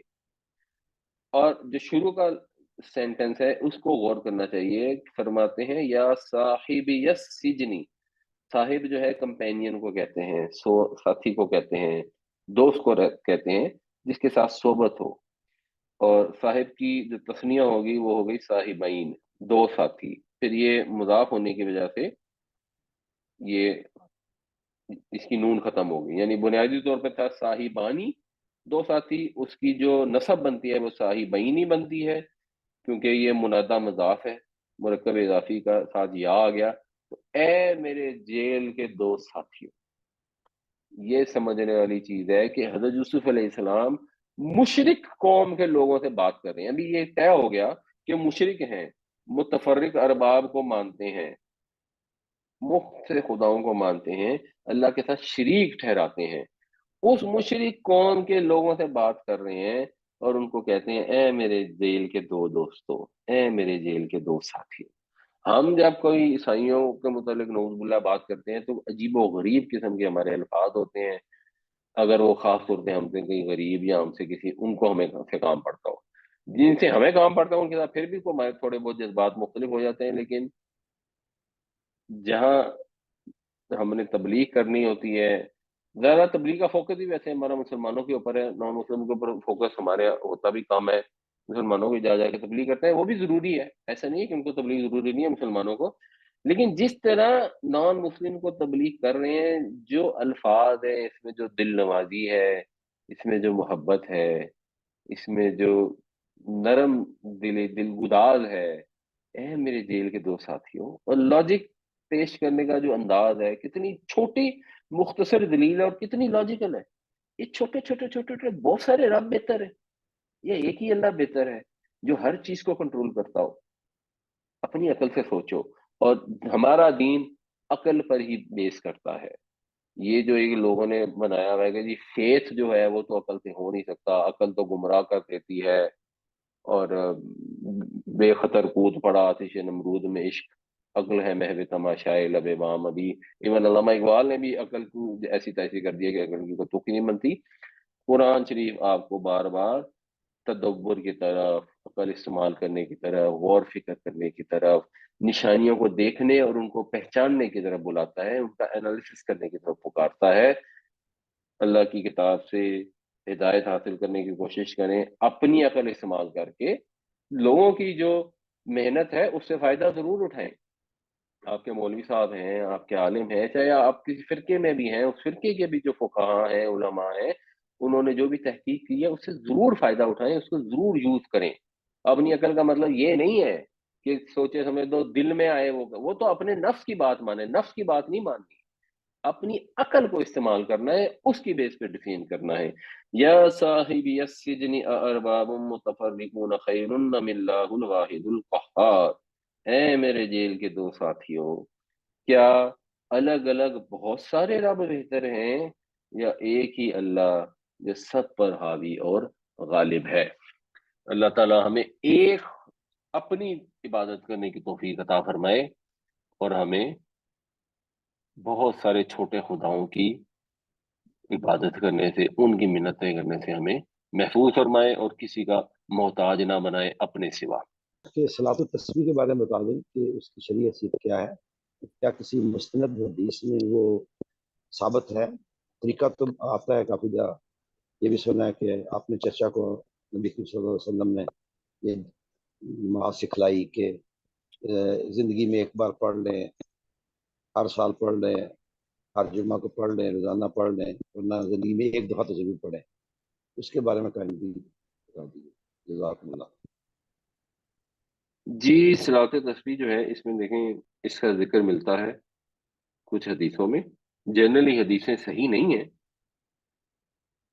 صحیح حدیثیں تو نہیں ہیں، لیکن ایک سے زائد حدیثیں ہیں، تو کوئی صلاۃ تسبیح پڑھنا چاہتا ہے تو پڑھ لے، اس میں کوئی مسئلہ نہیں ہے، اس کو صریحاً بالکل بھی منع نہیں کیا جا سکتا، اور کوئی بہت زیادہ پروموٹ بھی شاید نہیں کیا جا سکتا، کیونکہ بہت زیادہ پروموٹ ذرا صحیح حدیث کو ہی کرنا چاہیے، تو اس لیے کوئی پڑھنا چاہتے ہیں تو ضرور پڑھے، حدیثوں سے مفہوم بنتا ہے تو وائی ناٹ۔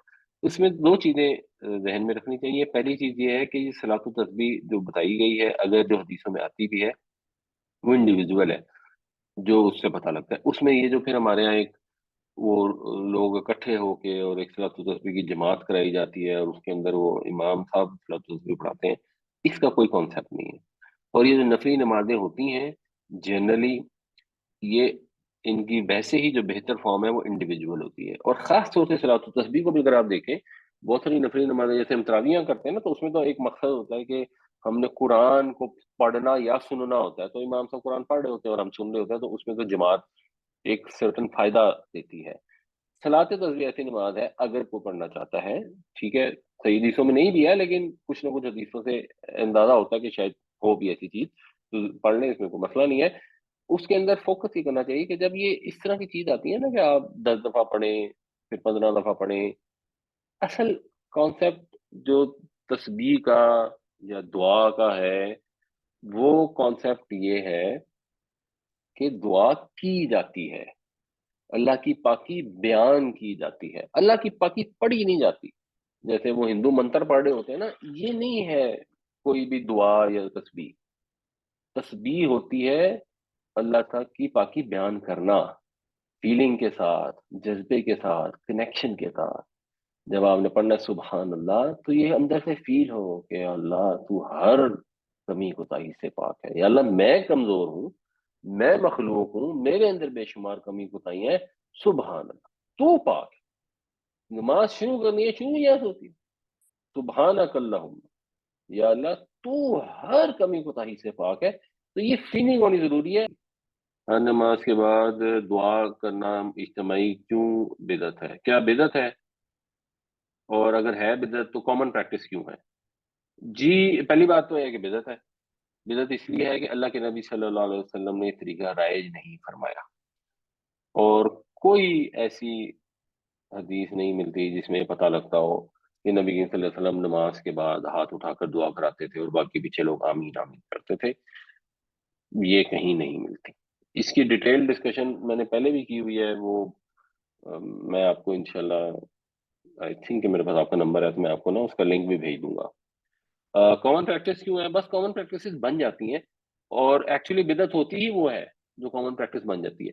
اگر کامن پریکٹس نہ بنے تو اس میں ویسے ہی پرابلم نہیں ہوتی۔ یہ سمجھنے والی چیز یہ بھی ہے کہ اگر مثال کے طور پر مجھے سورہ قاف بہت پسند آئی، اور میں نے کہا میں روز صبح اٹھ کے نا دفتر جانے سے پہلے، تیار ہونے کے بعد پہلے سورہ قاف پڑھوں گا، پھر گھر سے نکلوں گا، تو اس میں کوئی مسئلہ نہیں ہے۔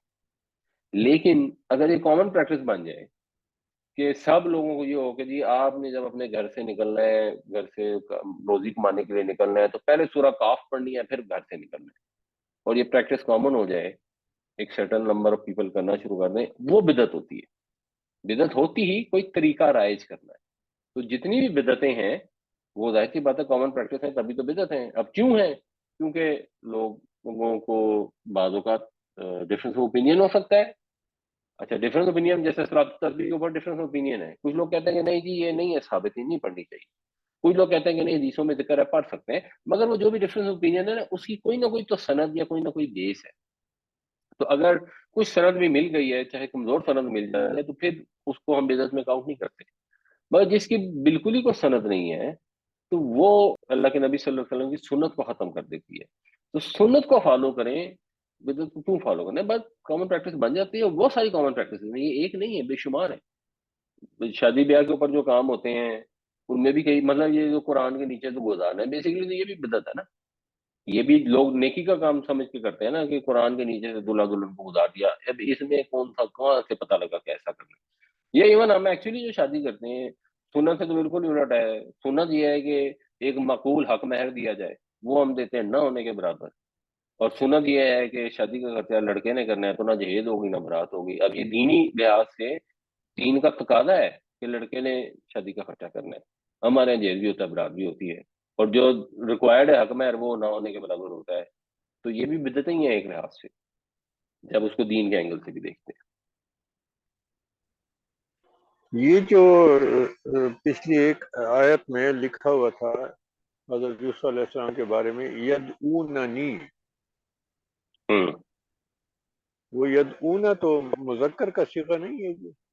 یعنی بیسیکلی تو ہے دال عین اور واو، دعا یدو پکارنا، ٹھیک ہے۔ اس کے بعد جو اس سے بنتا ہے مؤنث کا صیغہ، وہ بنتا ہے ینصرنا، ینصرنا کے بنن پہ ینصرنا۔ اچھا، ینصرنا سے اگر ہم اس کو بنائیں گے تو یہ بنے گا ید، ٹھیک ہے جی۔ اس کے بعد عین، اس کے بعد واو اور نون، اور عین کے اوپر آئے گی پیش، واو کوئی زبر ہے۔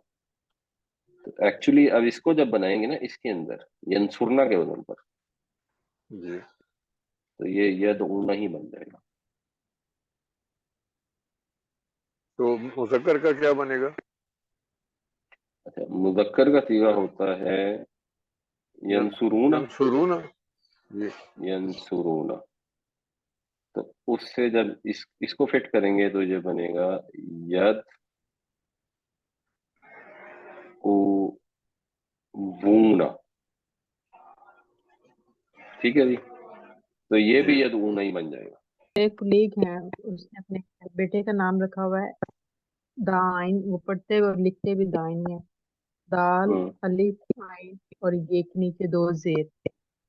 تو یہ دائن ہے یا دائی ہے؟ اور کیا دائن پڑھنے سے میننگ چینج ہو جائے گا یا سیم رہے نہیں، گا؟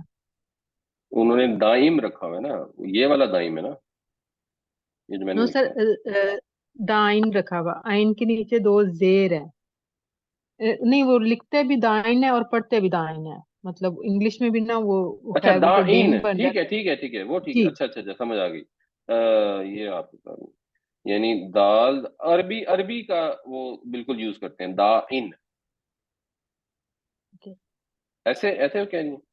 جی جی جی ہاں یہ ٹھیک ہے۔ ایسے دیکھیں عربی میں جو اس طرح کے ہوتے ہیں نا ورڈ، مثال کے طور پر، یعنی آپ جب بناتے ہیں تو کیسے بناتے ہیں؟ دائی کو ہی چاہے لے لیں تو فائل کا وزن ہے نا فائل، تو فائل بنے گا جی دال زبر الف، اس کے بعد جب اس کا یعنی اصلی بنائیں گے تو وہ بنے گا فائلن سے بن جائے گا دا ای ون، دا ای ون بن گیا۔ دا ای ون جو جی ہے یہ بن جاتا ہے دا ای یون، دا ای یون بھی استعمال ہوتا ہے اور دا عین بھی استعمال ہوتا ہے، دونوں استعمال ہوتا جی، ہے، قاضی یون بھی ہوتا ہے، کیونکہ قاضن بھی ہوتا ہے۔ جی، یہ سوال ہے کہ اللہ تعالیٰ نے قرآن کو محفوظ رکھنے کے لیے قرآن کو حسب توفیق حفظ کرنے کا حکم بما اس کے فضائل اور برکات بتایا، مگر حدیث کو سیو کرنے کا کیا میکانزم اپنایا جبکہ حدیث 600 سال بعد کمپائل کی گئی؟ اس کوشچن کا یہ مطلب نہیں کہ ہم حدیث کو نہیں مانتے۔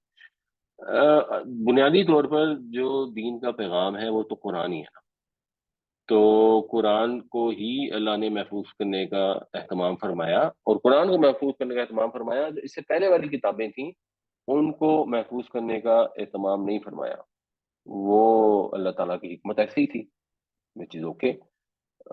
جیسے اللہ کو بہتر محسوس ہوا، اللہ نے پرانی کتابوں کو اس لیے محفوظ نہیں کیا کہ ایک آخری کتاب نے آنا تھا اور ایک آخری رسول نے آنا تھا۔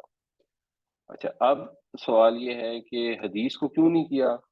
تو حدیث کو تو اس وجہ سے بھی نہیں کیا کیونکہ قرآن کو پراپر وہ کرنا تھا، محفوظ کرنا تھا، اور جو اسباب استعمال کیے جاتے ہیں ان میں سے ایک سبب یہ بھی تھا ان کو کرنے کے لیے، حدیث اگر لوگ ریکارڈ شاٹ کرنا شروع کر دیتے تو چیزیں مکس ہو سکتی تھیں، تو اس لیے اس کے اوپر اتنا فوکس نہیں تھا۔ ایک چیز، دوسری چیز، حدیث بنیادی طور پر قرآن کی تفسیر ہی ہے، تو قرآن ہی سے چیزیں سمجھ آ جاتی ہیں۔ ہاں جہاں صحیح حدیث پتہ لگ جاتی ہے تو اس سے بھی ہیلپ مل جاتی ہے بہتر انڈرسٹینڈ کرنے میں۔ اور ایک حکمت شاید یہ بھی ہو سکتی ہے کہ حدیث اس طرح ہے ہی نہیں جس میں کتاب ہوتی ہے، تو اللہ تعالیٰ نے یہ نہیں کیا کہ جیسے اللہ کی ذات پرفیکٹ ہے اسی طرح اللہ کی کتاب پرفیکٹ ہے، تو اللہ کی ذات کے علاوہ کوئی ذات پرفیکٹ نہیں ہے، تو اللہ کی کتاب کے علاوہ پھر کوئی کتاب بھی پرفیکٹ نہیں ہے، تو حدیث کی اور کوئی کتاب بھی ایسی نہیں ہے جو، تو ظاہر انسانوں کی کمپائل کی ہوئی کتاب ہوتی ہے نا، جو بھی کتاب ہوتی ہے، تو اس کو پرفیکٹ نہیں رہنا دیا، اس کے اندر ضعف رکھا۔ چاہے مسلم میں بخاری بھی ہوں گے تو وہ 100% اتھینٹسٹی پہ نہیں پہنچتے، وہ 99% اتھینٹسٹی تک ہی جاتے ہیں، تو شاید اس میں یہ حکمت ہوگی۔ اور ایک حکمت یہ بھی ہو سکتی ہے کہ تھوڑا بہت لوگوں میں اگر اختلاف بھی ہوتا ہے اور اس کے بعد لوگ یہ فیصلہ کرتے ہیں کہ انہوں نے حق کو کیسے اختیار کرنا ہے، اور جب ان کے پاس حق سامنے آ جائے، چاہے قرآن کی انڈرسٹینڈنگ میں ڈفرنس کی صورت میں یا اس کی صورت میں کہ حدیث سے مطلب فرق سمجھ آ گیا، تو اس سے بھی انسان کو ٹیسٹ اس کا ہے کہ پھر کون حق کو قبول کرتا ہے اور کون نہیں قبول کرتا، تو may be that code also be the reason۔ رضوان صاحب، میرا سوال یہ ہے کہ حضور صلی اللہ علیہ وسلم سے پہلے جو پیغمبر آئے ان پہ بھی مختلف کتابیں نازل ہوئیں، ٹھیک ہے، انہوں نے بھی اللہ تعالیٰ کا پیغام لوگوں تک پہنچایا، لیکن جو سننے میں آیا کہ حضور کی امتی ہی جنت میں جائیں گے، تو ان کا کیا ہوگا، ان لوگوں کا جو انہوں نے اپنے وقتوں کے پیغمبروں کو فالو کیا، کیا وہ بھی جنت میں جائیں گے؟ جی بالکل جنت میں جائیں گے، وہ کیوں نہیں جائیں گے؟ انہوں نے اپنے رسولوں کو فالو کیا بالکل جنت میں جائیں گے۔ آج جو گرامر ہم نے ڈسکس کرنی ہے یہ بظاہر بہت مشکل ہے، لیکن اگر اس کو ایک آسان طریقے سے دیکھیں تو اس سے آسان کوئی چیز نہیں ہو سکتی۔ جو گرامر کی کتابوں میں پڑھائی جاتی ہے بہت زیادہ مشکل طریقے سے پڑھائی جاتی ہے، میں آپ کو کوشش کرتا ہوں اس کو سمپل کر کے بتاؤں۔ بنیادی طور پر ایک چیز ہے جس کو ہم کہہ سکتے ہیں فلو۔ فلو کا مطلب کیا ہے؟ مطلب یہ ہے کہ ہر زبان کے اندر ایک لہجہ ہوتا ہے، اس لہجے کے حساب سے کچھ الفاظ ہیں وہ اس میں فٹ ہو جاتے ہیں، اور کچھ الفاظ اپنی شکل چینج کر لیتے ہیں۔ اس کی اگر ایک آسان مثال ہم لینے کی کوشش کریں تو انگریزی میں ایک لفظ ہے فوٹو، اس کو اردو میں بھی ہم فوٹو ہی کہتے ہیں، پھر اس کے آگے اگر گراف ایڈ کر دیا جائے تو وہ فوٹوگراف بن جاتا ہے، اور ہم اردو میں یہ لفظ بھی استعمال کرتے ہیں۔ اس کے آگے مزید اگر ایک وائی ایڈ کر دیا جائے تو یہ فوٹوگرافی بن جاتا ہے۔ تو عام طور پہ ہمارے جو اردو بولنے والے لوگ ہیں اس کو فوٹوگرافی ہی کہتے ہیں۔ اصل میں یہ الفاظ کیا ہیں اگر ہم ان کو سنیں، لیٹ سے امریکن انگلش ایکسنٹ کے اندر، فوٹو، تو فوٹو تو فوٹو ہی ہے جس طرح ہم نے لکھی ہے، فوٹوگراف، فوٹوگراف بھی فوٹوگراف ہے، فوٹوگرافی، لیکن یہ فوٹوگرافی نہیں ہے، یہ فوٹوگرافی ہے، فوٹوگرافی۔ اب انگریزی میں یہ پرابلم ہے کہ اس کو لکھا نہیں جا سکتا، انگریزی جو حروف تہجی ہیں ان میں یہ اتنی صلاحیت نہیں ہے کہ اس کو اگر فوٹوگراف کہنا ہے اور اس کو فوٹوگرافی کہنا ہے تو اس کو ڈسٹنگوش کیا جا سکتا ہے، انگریزی میں کیپیسٹی نہیں ہے۔ اردو میں ویسے ہم کر سکتے ہیں، اگر ہم چاہیں تو اس کو فوٹوگرافی لکھ لیں تو اس کو ہم صحیح پڑھنے میں کامیاب ہو سکتے ہیں۔ تو عام طور پہ انگریزی الفاظ کو ہم جو ان کا صوتی تاثر ہے اس کے لحاظ سے نہیں لکھتے، لیکن اپنی زبان میں جو ہمارے الفاظ تبدیل ہوتے ہیں ان کو ہم صحیح لکھ لیتے ہیں، اور عربی میں بھی یہی ہوتا ہے۔ اور عربی میں تو ایکچولی یہ بہت زیادہ ہے، کیونکہ عربی میں آپ قرآن شریف اگر پڑھیں اور کریں تو ایک جگہ جہاں بسم اللہ مجریہا آتا ہے، اگر اس کو چھوڑ دیں، باقی پورے قرآن میں ایک لفظ بھی ایسا نہیں ہے جس کو ایک نان عرب جس کو کچھ سمجھ نہیں آتی وہ نہ صحیح سے پڑھ سکے۔ ہم سب کو تو جنرلی عربی نہیں آتی ہوتی، لیکن ہم قرآن کی تلاوت صحیح کر لیتے ہیں، یہ بھی اللہ نے عربی زبان میں خصوصیت رکھی ہے۔ اردو کے اندر یہ مشکل ہوتا ہے، ویسے مثال کے طور پر اگر اردو میں آپ نے یہ لکھا نا ہے زبر یہ، تو یہ ہے، اور سین زبر یہ لکھیں گے تو یہ ہوتا ہے سے، یہ سہ نہیں ہے اور یہ ہے نہیں ہے۔ اب کسی انگریز کو جس کو اردو نہیں آتی اس کو ان دونوں کو ڈسٹنگوش کرنا پڑے، اس کے لیے تو بہت ہی مشکل ہے۔ تو عربی میں یہ سہولت اللہ نے رکھی ہے کہ ہم عربی قرآن کو جو بھی اعراب ایک دفعہ لگا دیے گئے ان اعراب کے ذریعے اب ہم اس کو صحیح سے پڑھ سکتے ہیں۔ اسی طرح اگر ایک اور مثال لیں تو انگریزی میں ایک لفظ ہوتا ہے سائیکل، اور انگریزی میں ہی اس سائیکل کے ساتھ اگر ایڈ کر دیا جائے تو اب یہ جو لفظ بنتا ہے اردو اخباروں میں اگر لکھا ہوگا نا تو اس کو اس طرح لکھیں گے سائیکلیکل۔ اصل لفظ کیا ہوتا ہے وہ یہ سب کو پتہ ہے Cycle. کہ سائیکل تو سائیکل ہی ہے، لیکن Cyclical. یہ سائیکلیکل نہیں ہے، یہ سکلیکل ہے۔ اب یہ سائیکل سے سکلیکل کیوں ہو گیا؟ یہ فلو ہے۔ انگریزی ایکسنٹ میں جب آپ نے بولنا ہے تو سائیکل تو فلو میں فٹ ہوتا ہے، سائیکلیکل فلو میں فٹ ہی نہیں ہوتا، اس میں زبان اٹکتی ہے جب آپ انگریزی بول رہے ہیں۔ اردو میں آپ سائیکلیکل بولنا چاہیں تو آپ بول سکتے ہیں، ایکچولی اردو میں مسئلہ نہیں ہے۔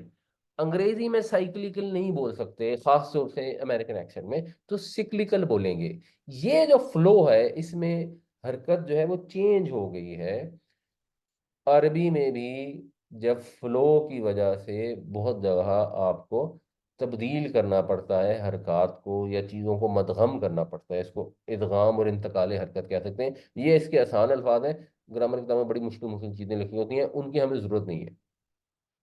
اور ایک ہی اور مثال اگر لے لیں تو مثال کے طور پر قرآن شریف میں یہ لفظ ہے داود، اور یہ اب ہمارے تو قرآن سے ہی پتہ لگا نا، ہمارے لیے تو عربی کا لفظ ہے اوریجنلی جس بھی لینگویج ہوگا، ہم اردو میں اس کو داود نہیں پڑھتے، ہم چینج کر دیتے ہیں، ہم اس کو داود پڑھتے ہیں، کیونکہ اردو میں جب آپ داود پڑھیں گے نا تو وہاں زبان پھنستی ہے، وہاں مشکل آتی ہے۔ اسی طرح ایک لفظ ہے جو ایکچولی قرآن کا ہی لفظ ہے، عربی کا لفظ ہے محبت، اور محبت کو ہمارے ہاں بھی آج سے 60 سال پہلے تک محبت ہی پڑھا جاتا تھا، آج بھی کچھ لوگ اس کو محبت ہی کہتے ہیں، لیکن ہمارے فلو میں جو زیادہ سوٹ کرتا لفظ وہ محبت ہے، تو یہ محبت میں کنورٹ ہو گیا۔ تو یہ فلو کے لحاظ سے الفاظ تبدیل ہو جاتے ہیں، اور اگر آپ کو وہ ایکسنٹ آتا ہے تو آپ خود سے سمجھ کے ایکچولی کر سکتے ہیں، آپ کو کوئی مشکل رول جاننے کی ضرورت نہیں ہے۔ اب ہم دیکھتے ہیں کہ وجوہات کیا ہوتی ہیں، وہ بڑی سادہ سی دو مین موٹی موٹی وجہ ہے۔ ایک وجہ یہ ہے جب دو حروف اکٹھے آ جائیں، جس کو آپ کہتے ہیں ڈبل کانسوننٹ ہو جائے، جب دو حروف اکٹھے آ جائیں گے وہاں پہ آپ کو فلو کی وجہ سے تھوڑا چینجز کرنی پڑیں گی۔ اور ایک ہے واولز، یعنی جو انگریزی میں اے ای آئی او یو ہوتے ہیں، عربی میں بھی اگر اب آسانی کے لیے میں کہہ رہا ہوں الف واو اور یہ، وہ گرامر کتابوں میں لکھا ہوتا ہے الف تو آ نہیں سکتی، وہ حمزہ ہوگا، اس کو چھوڑ دیں، آپ آسان طریقے سے سمجھیں۔ اگر الف واو یہ آ جاتا ہے کہیں تو کافی چانس ہے کہ آپ کو چینج کرنا پڑے گا۔ چینج کیسے ہونا ہے وہ ہم ایک دفعہ سمجھنے کی اور فیل لینے کی کوشش کرتے ہیں، اگر آپ کی ایک دفعہ فیل بن گئی تو انشاءاللہ یہ آپ کے لیے بہت آسان ہو جائے گا۔ تو مثال کے طور پر یہ ڈبل کانسوننٹ ہے تو یہ بے اور بے اکٹھا آ گیا، یہاں دال اور دال اکٹھا آ گیا، یہاں نون اور نون اکٹھا آ گیا۔ یہ جو ہیں ان کے اندر فلو کی وجہ سے ہمیں نارمل وزن سے تبدیلی کرنی پڑے گی۔ یا اگر اس کو آپ دیکھیں تو میم لام کے بعد الف آ گیا تو کئی صیغے ایسے ہوں گے جس میں یہ الف کو تبدیل کرنا پڑے گا۔ یہاں پہ بیچ میں واو آ گیا، یہ بھی آخر میں یہ آ گیا، اس طرح کے اگزامپل ہیں جن کے اندر فلو کی وجہ سے جو ہے وہ ذرا تبدیل ہو جائے گا، اور آپ کو تھوڑا سا دماغ اپلائی کر کے سمجھنا پڑے گا کہ یہ کیسے ہوا ہے اور اس کا روٹ کیا ہے۔ آپ دونوں کام کر سکتے ہیں، اب اس کی ہم انشاءاللہ ایک ٹرائی کرتے ہیں تو آپ کو سمجھ آ جائے گی۔ اب یہاں پر یہ لام اور لام اکٹھا ہو رہا ہے اور یہ ضربہ یضربو کے وزن پر ہے، تو ضربہ یضربو کے وزن پہ یہ بنے گا ضلالہ یضللو۔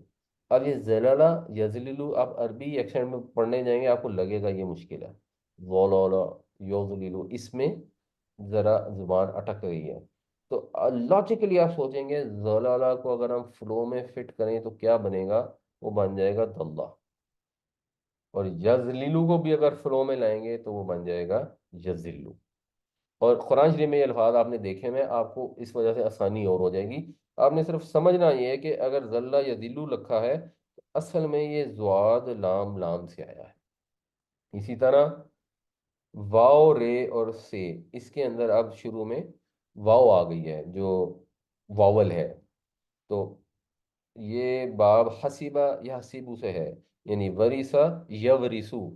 اب وریثہ یورثو میں ورثہ میں تو مشکل نہیں آتی، تو ضروری نہیں ہر جگہ چینج آئے گی، ورثہ میں مشکل نہیں آ رہی تو یہ ورثہ ہی رہے گا، لیکن یورثو جو ہے نا، یہ یورثو یہ نہیں اس پہ زبان بیٹھتی، تو یہ یریثو ہو جاتا ہے، تو وہ جو ہے فلو میں وہ بہتر بیٹھ جاتا ہے۔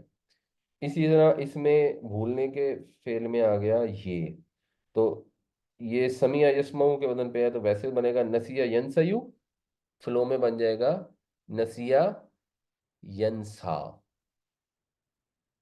تو رے الف یہ سے بن جائے گا رعایا یریو۔ اب رعایا یریو سمجھ آ رہی ہے کہ بہت زیادہ بوجھ پڑ رہا ہے زبان پر، تو یہ بن جائے گا رعا یرا، بالکل جس طرح ہم نے داود کو داود کر دیا ہے، محبت کو محبت کر دیا ہے، تو یریو کو ہم نے یرا کر دیا ہے، یہ آسان ہو گیا۔ اسی طرح زی واو لام سے زوالا یزولو بن جائے گا زالا یزالو، حقا کا یحققو بن جائے گا حقا یحقو، توابا یا تبوبو بن جائے گا تابا یتوبو، خلاوا یخلبو بن جائے گا خلا یخلو۔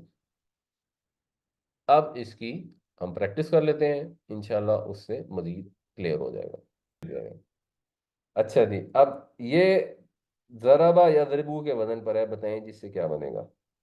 اللہ ہاں، یعنی پہلے جو بنے گا سیدھا سیدھا وہ کیا بنے گا حلالہ، حلالہ اور یضربو کے وزن پہ بنے گا یحللو، ٹھیک ہے حلالہ یحللو، تو حلالہ بن جائے گا حلہ، اور یحللو کیا بنے گا یحلو، یحلو، تو یہ ہو جائے گا حلہ یحلو۔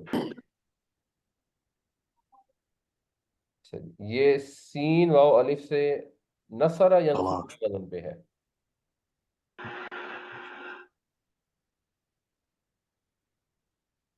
تو نصرہ کے وزن پر ماضی کیا بنے گا؟ سوا سوا، ٹھیک ہے سوا، اور یس ینصرو کے وزن پر کیا بنے گا؟ ذرا یس یسوء، یس وو یس وو یس وو، تو اس کو فلو میں اب کیا بنے گا؟ سوا کیا بن جائے گا؟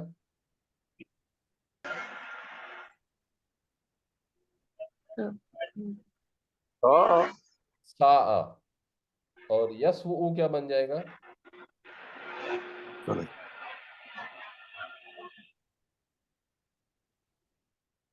یسوء، یسو، تو یہ بن جائے گا سا یسو۔ سب لوگ ذرا سا ایفرٹ کریں، تھوڑا سا بھی آپ دیکھیں نا، سوا سے سا ہی بنے گا نا، سوا، تو ہم قرآن شریف میں سب الفاظ پڑھتے ہیں، تو آپ کو خود بخود فیل ایک ڈیولپ ہو جائے گی، ٹرائی کریں، اور جب بھی پڑھیں غور ضرور کریں تو کچھ عرصے میں بڑی اچھی فیل آ جائے گی۔ تلاوا بن جائے گا، یعنی نلاوا نلا ہوتا تو تلاوا بن جائے گا تلا، ٹھیک ہے، اور یتلبو یتلو ہو جائے، یتلو ہو جائے گا۔ اچھا، یہ واو سے یہ سے ضربا یضربو کے وزن پر وفایا وفایا، تو وفایا فلو میں کیا بنے گا؟ وفا، یا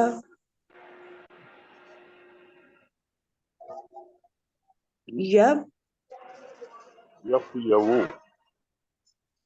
یوفیو، یب यफियू, यब यबविफु यफियू यौफियु, तदरीबू के वजन पे ना, यब फी हम्म, यफियू, यब फी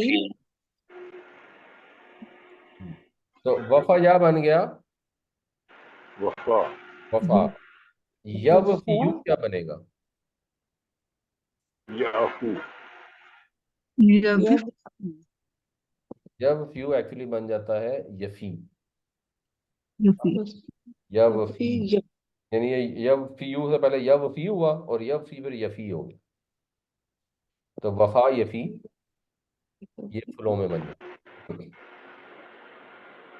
इसी तरह जाल ये दाल, जराबा यदरुबू के वजन पर,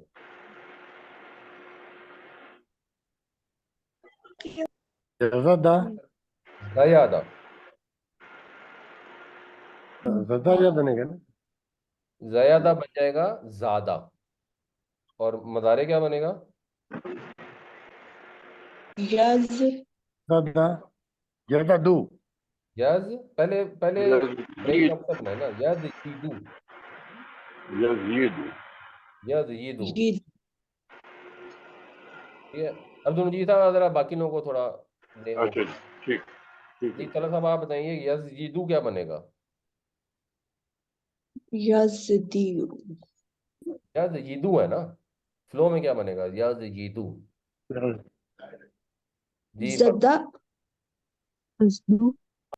तो ये बन जाएगा ज़्यादा यजीदू,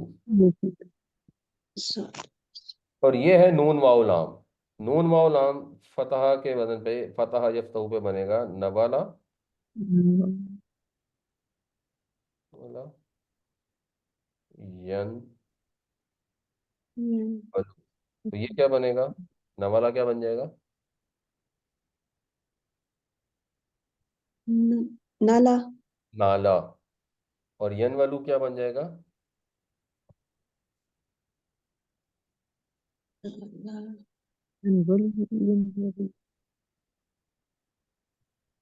यन यन्नु यन वलू है ना, तो ये बन जाता है यनालू।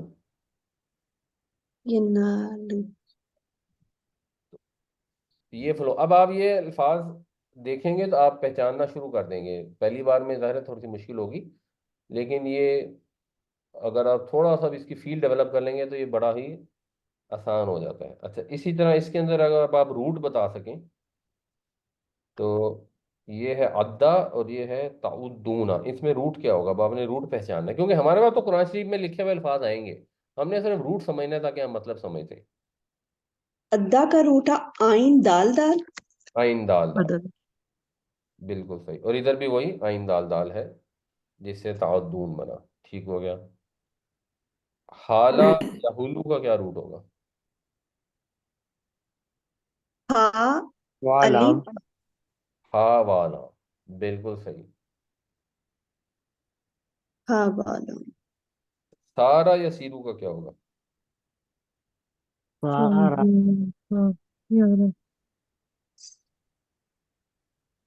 सी सीन, आखिरी क्या होगा? रा रा, अलिफ होगा। आखिर में रा आएगा, अब बीच का रह गया है, बस वो फैसला करना है। अलिफ नहीं या